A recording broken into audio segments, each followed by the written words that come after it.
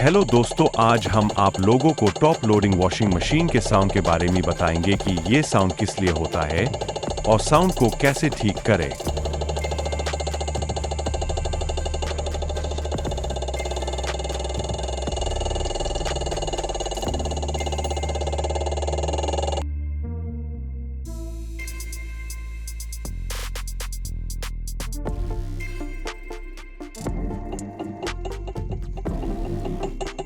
आप सुन सकते हैं कि ये कैसे साउंड कर रहा है।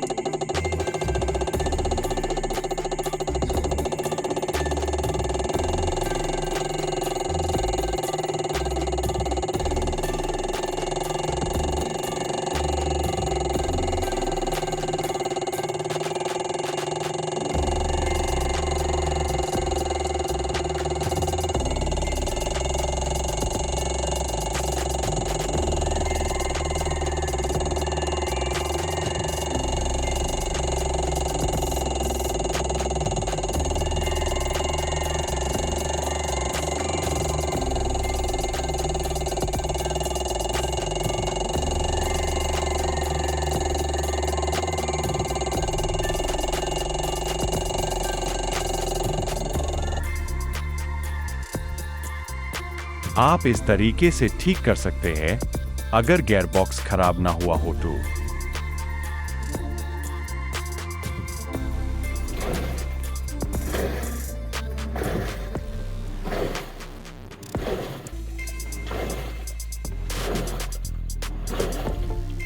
आप सुन सकते हैं कि हमारी वॉशिंग मशीन से जो साउंड आ रहा था वो ठीक हो गया है।